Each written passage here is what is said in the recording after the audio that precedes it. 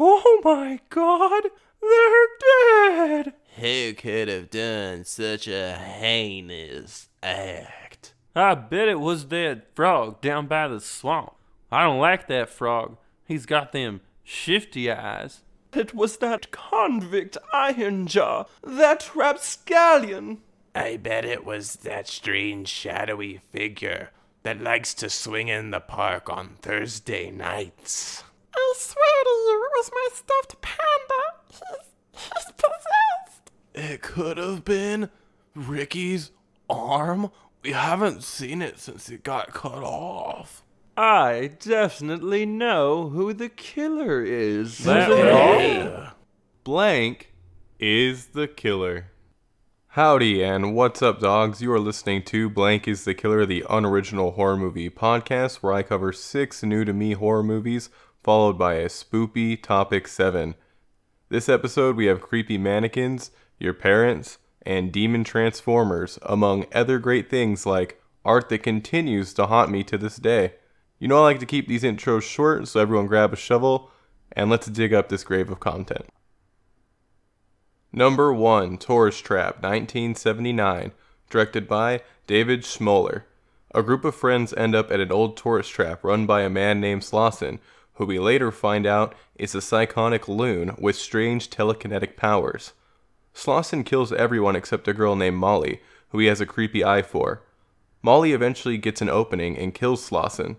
Our story ends as she drives away from the tourist trap with mannequin versions of her dead friends.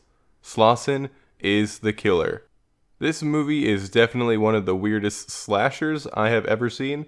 In the beginning of the movie, a character named Woody goes off to find a gas station after having some car troubles. When he arrives at the gas station, he is yelled at by mannequins that come to life. He is eventually killed with a metal pipe that goes from resting on the ground to flying through the air to impale him. This happens very early on, and from that point, you're never really sure what the hell is going on. Were the mannequins animatronic? Was there a super magnet that made the pipe fly through the air? Am I really watching a movie with a killer that has telekinetic powers, who can bring mannequins to life and turn people into mannequins? This movie actually has an insane old man with crazy powerful telekinesis as the bad guy. Lauson makes for one of the most interesting killers that's graced this podcast. Throughout the movie, he wears different creepy mannequin masks that I thought were made out of human flesh in the beginning of the movie. They technically might be, since he can turn flesh into wax. The masks are very unique and off-putting. While I think this movie has a ton of issues with pacing and a lot of the kills don't really land, I actually found it to be very unsettling. The movie is littered with mannequins, which are incredibly freaky, especially when their jaws unhinge, allowing odd music, screams, and laughter to pour out of their mouths. Mannequins are inherently creepy, and this movie expands on their creepiness factor in the best possible way. Chuck Connors plays Lauson. I think he does a pretty great job. He gives a great friendly but off performance leading up to the reveal that he is indeed the crazed killer. Not only did Chuck have a 40-year film and television career, he also played in the MLB and NBA. Talk about not having all your eggs in one basket. The rest of the cast is pretty bad, barring Molly, the girl Lauson has a creepy eye for. Most of the kills in this are rather boring. A guy gets impaled by a pipe, a girl gets strangled by a scarf, and another girl gets a knife in the back. There are 2 interesting kills. A girl is tied to a table and Lauson makes a mask of her face without providing air holes for her to breathe, so she suffocates. Honestly, that kind of death is terrifying. Just stab me to death instead, please. The other interesting death is a little more out there. Lauson is about to be taken out by a guy named Jerry, who's wielding a hatchet. Before Jerry can make a move, Lauson turns him into a mannequin with his unexplained powers and just pops off his arm. He then pops off his head and smashes it. There isn't any blood during the kill since Jerry is mannequinized. The gore was not a strong point in this one. Stephen King is on record praising the movie, which makes a lot of sense. While I found some stuff in the movie to be pretty entertaining due to the visuals and pure what is going on-ery, Tourist Trap is still an incredibly slow ride. If you are a big fan of creepy mannequins, give it a watch. Otherwise, I'd say skip this one. Number 2, Halloween 1978, directed by John Carpenter. Before I start the summary, I know. This guy has a horror movie podcast and hasn't seen Halloween until now. Well, yeah. I think I might have seen the whole thing in pieces throughout my life, but I never sat down and gave my full attention to the original Halloween. I've seen a sequel here and there, and saw the remakes in theaters since I was almost at every showing of every movie that came out during that time when I was younger. But at least I've finally watched it now. Michael Myers is a messed up kid who kills his sister.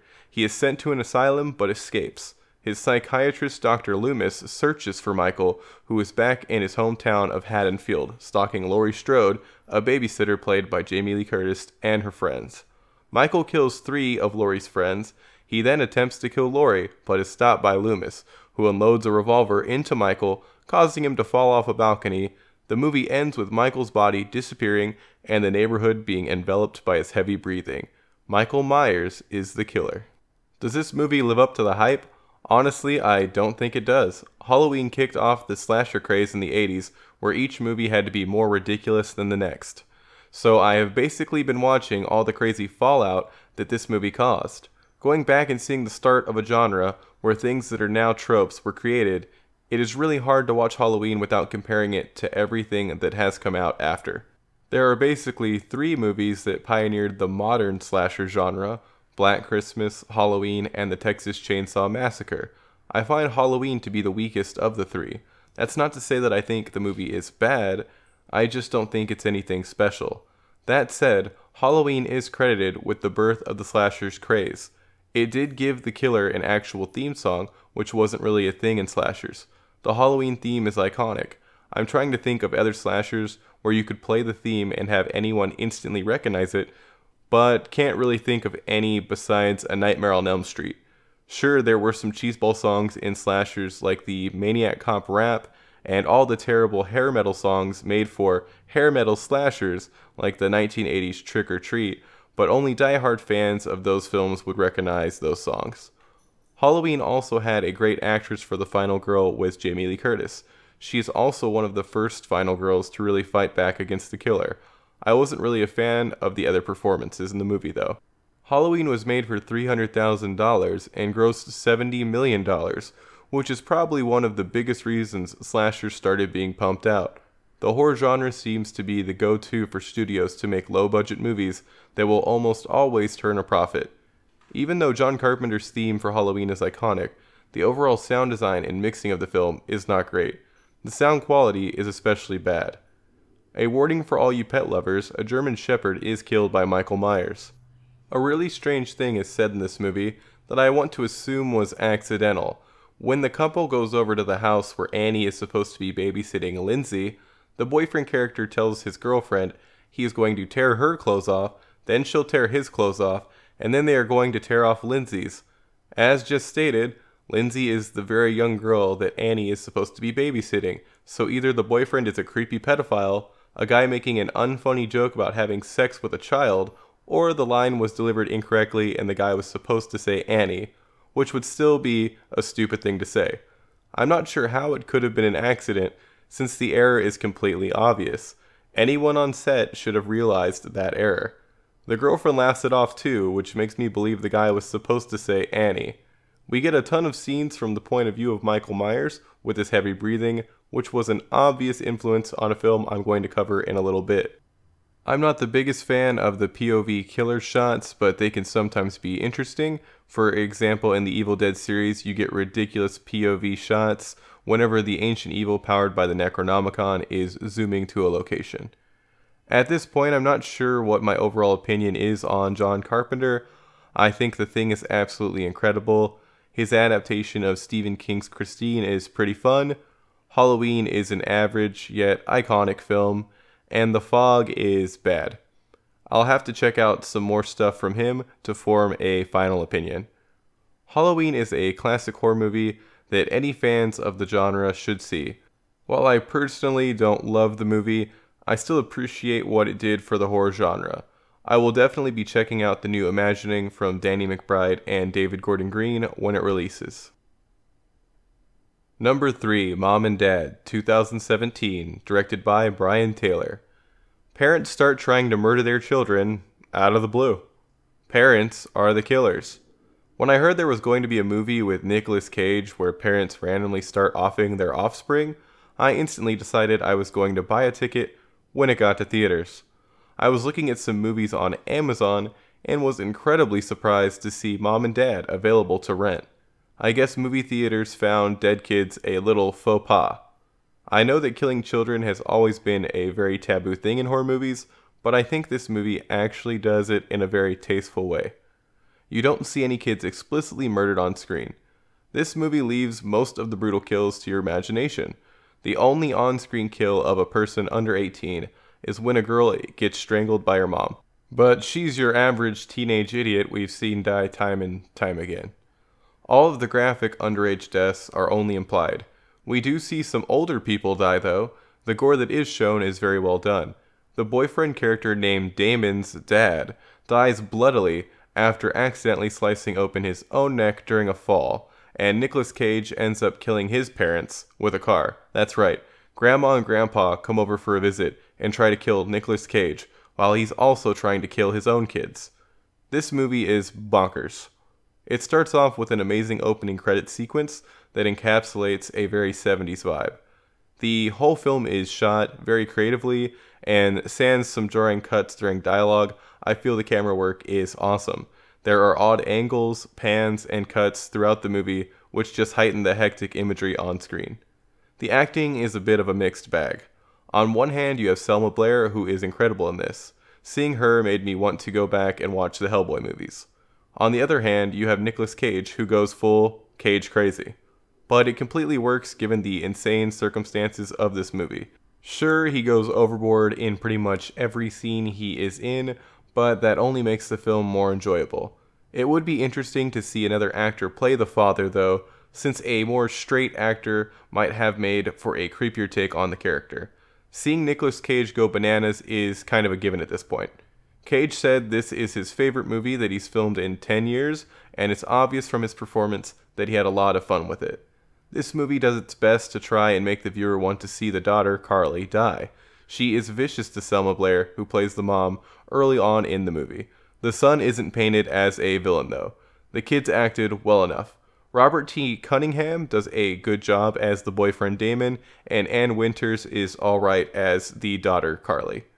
Lance Henriksen, who I always associate with Bishop from Aliens, plays Cage's dad and is hilarious when he pops up and just starts stabbing Cage.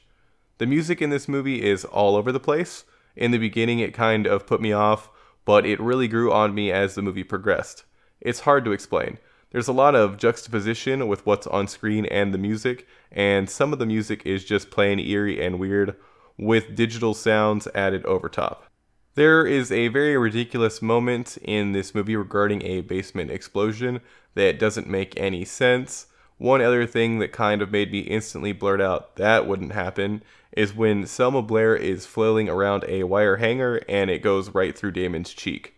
Those two ideas must have sounded better on paper, I guess.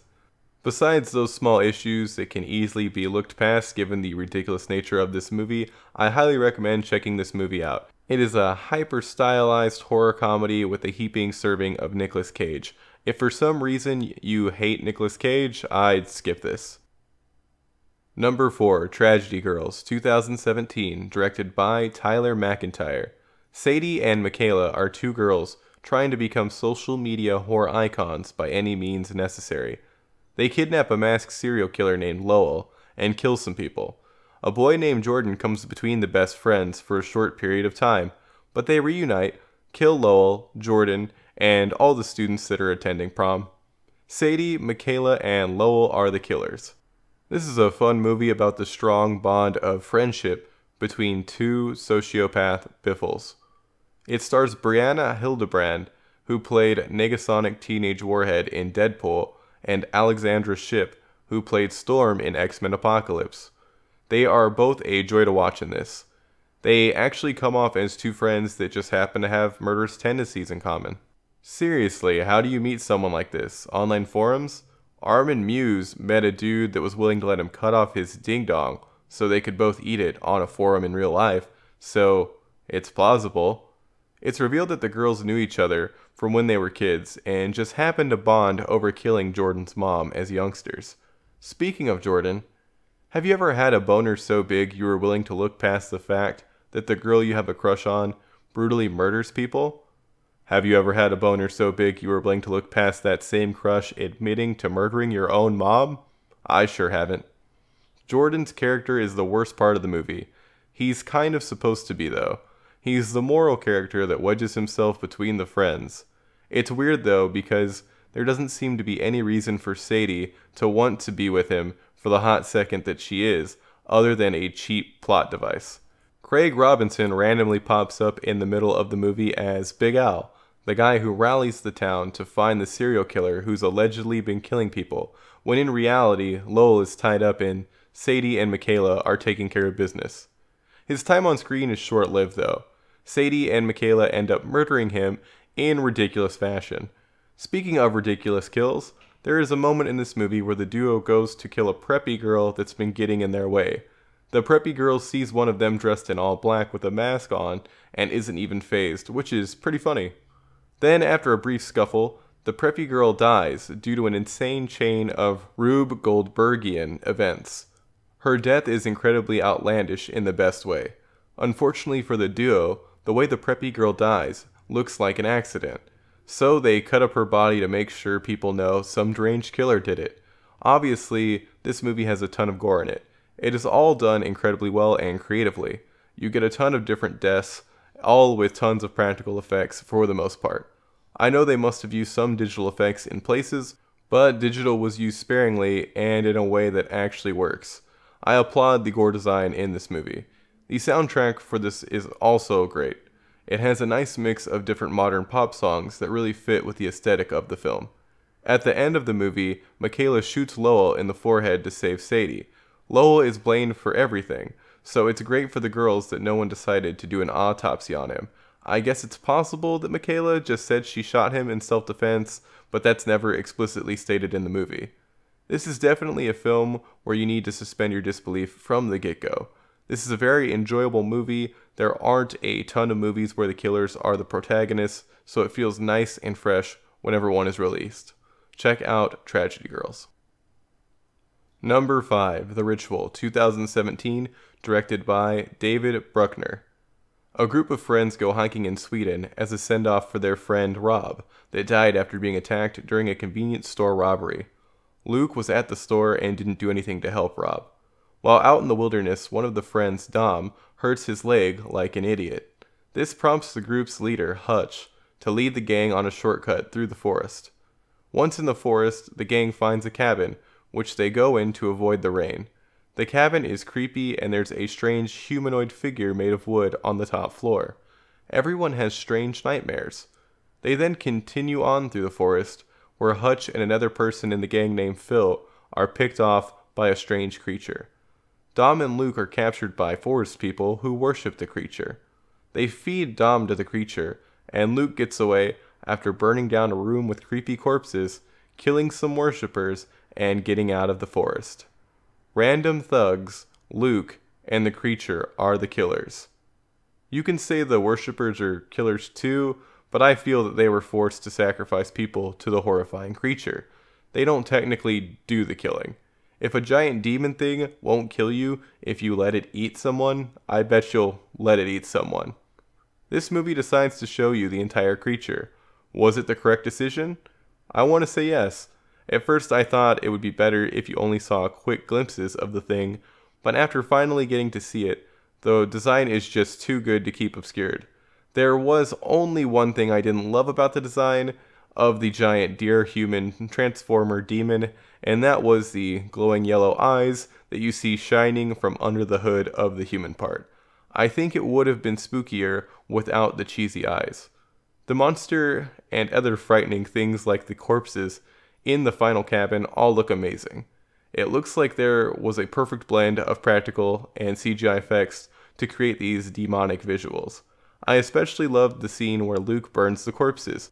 They basically are just added out of nowhere and are a nice, creepy surprise. The acting is incredible. The gore that is shown is also amazing. The craftsmanship of this movie is top-notch in almost all categories. I'm not a big fan of characters seeing weird visions, but I feel like this movie handles strange dream sequences and visions nicely. This is based on a book, and the main difference from what I've gathered is that in the book, instead of the worshippers, we get a metal band that is helping a lady to perform the rituals in order to become truly metal. I'm not sure if that would have worked on film, but I have always been interested in the Scandinavian metal scene, and I think it could have worked. Changing the metal band to weird forest worshippers is a much safer route though. This movie did give me a heavy Blair Witch vibe early on. The original Blair Witch is one of my favorite horror movies for its simplicity and atmosphere. I haven't seen the sequel or the new one. If you think I should, let me know. Even after seeing all these horror movies where terrible things happen in forests, I still think cutting through a forest would be cool. I don't think I would ever go into a random cabin found while trekking through one though, since they are all apparently filled with evil. In the ritual, they go into the cabin because it's raining, but they are already soaked. In that situation, I think the best option is to keep on trudging along instead of taking a chance in a random cabin. I guess this movie would be considered folk horror since the monster seems to be loosely based on Nordic folklore.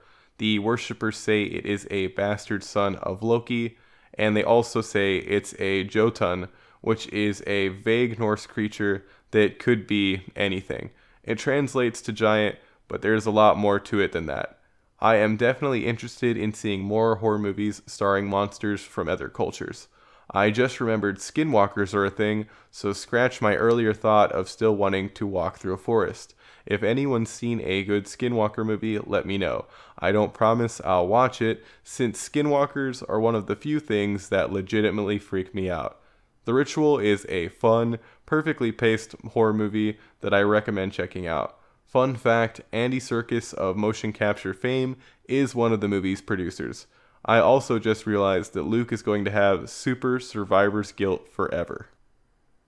Number 6, My Bloody Valentine, 1981, directed by George Mihalka. A bunch of miners died after some supervisors left the mine early to go to a Valentine's Day dance. One miner named Harry Warden survived and enacted his revenge by killing the supervisors the next Valentine's Day. 20 years after those events, the big Valentine's Day dance is back on. People start dying, which prompts the town to shut down all things Valentine's Day related. The youth decide to throw a secret Valentine's party at the mine. A masked killer thought to be Harry Warden starts killing people. He offs a bunch of kids and is revealed to be Axel, a guy that is part of a love triangle. He saw his dad, one of the supervisors, get murdered by Harry when he was a kid. He escapes into the mine after part of it collapses. Harry Warden, Axel, and the negligence of the police chief are the killers. A slasher movie set around Valentine's Day, where the killer is a miner who loves to use a pickaxe as his weapon of choice, sounds like a fun enough time, doesn't it? This movie is about as average as you would guess it is. It does have some interesting kills and gore in it. For example, you get to see an old lady's burn-up body pop out of a dryer. A girl gets her head impaled on a shower head. A boy gets his face shoved into a pot of boiling hot dogs. But this movie isn't about the killer.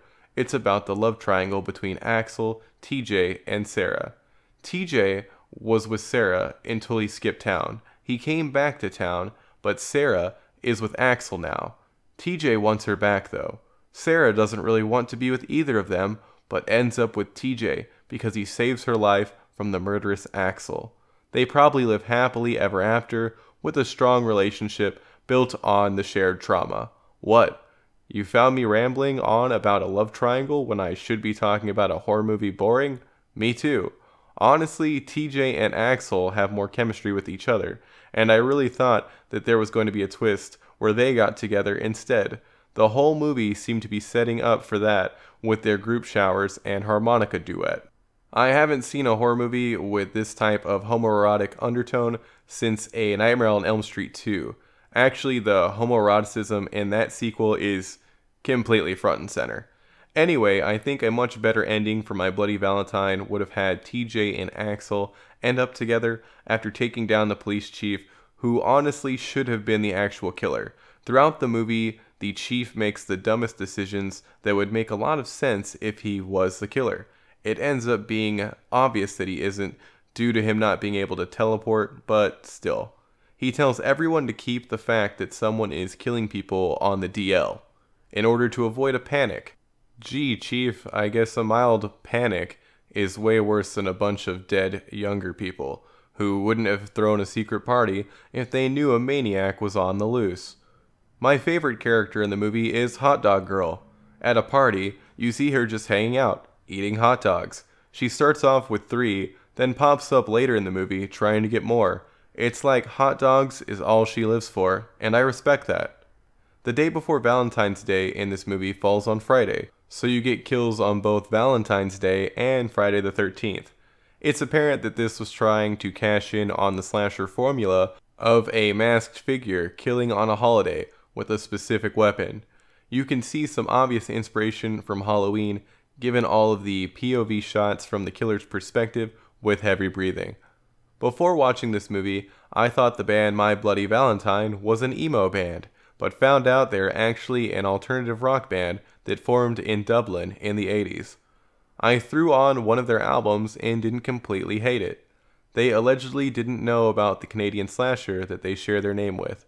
The movie was actually shot in a mine, which is pretty cool, and a great setting for a horror movie. Shooting was allegedly hell though. It took forever to get the cast and crew in and out of the mine, and due to the methane levels, they had to be extremely careful with lighting, since they only had a certain amount of lights they could use safely. A ton of the footage was cut out of this movie due to censorship, including a scene that shows Axel rip his arm off after a cave-in to get away from the police. I was wondering what happened to his arm when watching the ending without knowledge of the cuts. There would be a lot more blood in the movie if the cut material stayed in. I think blood would have helped it a lot. It has bloody in the title after all. My Bloody Valentine is your average holiday slasher. It's fun enough if you're looking for a movie to watch with your loved one on the 14th. Number 7. Scary Stories to Tell in the Dark, 1981 onwards, collected and retold by Alvin Schwartz and illustrated by Stephen Gammell. This book series is basically a collection of creepy folktales and urban legends. Back in the days before you could pop on the internet and read creepypastas on some spooky wiki page, us kids had scary stories to tell in the dark. Why did we have access to these books though? What is wrong with my parents and every other kid who had access to these books as parents? I mean, I am very grateful that they allowed me to terrify myself as a kid with them, but if you have ever just even seen these books, you know it's not really the stories that do the scaring. Sure, some of these stories will stick with you, like the one where a girl's cheek becomes a surrogate for spider babies, but the truly horrifying material that these books are packed full of are the grotesque illustrations by Stephen Gammell. I swear his art is the most disturbing art I have ever seen in my entire life, and it was used to adorn the cover and pages of these children's books. If you are not familiar with these illustrations, I implore you, search for Stephen Gammell and take a look. Once you do this, I know that you will 100% agree with me that it is absolutely insane that this guy was an illustrator for children's books. If you could enter someone's mind through a door like in the video game Psychonauts, I would make sure to never, ever go near Gammell's doorway due to the immense fear of being sucked in. Okay, maybe that's a little extreme to say. I would actually be interested in hearing about the influences on his work. I think he would be the perfect person to design some new terrifying mask for a slasher movie, and can't believe he hasn't already done so. Not only is the art something that will always stick with me, the stories in the books are a perfect way to introduce the younger generation to scary stories.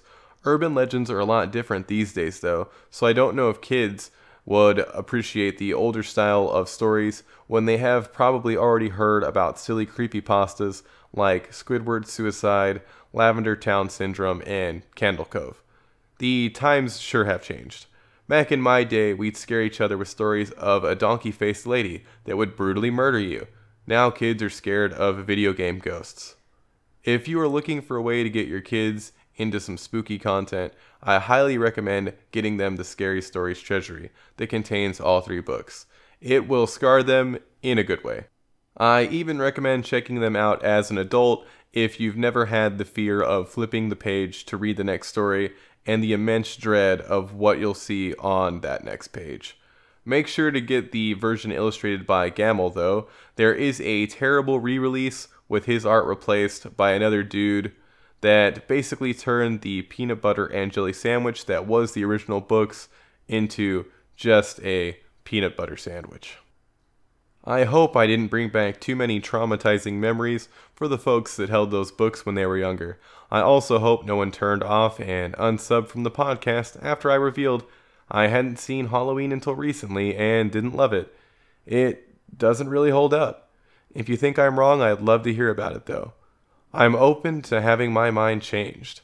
As always, a thank you to Sticker Fridge for hosting the podcast on their site, which allows it to pop up on all your favorite podcast apps and iTunes.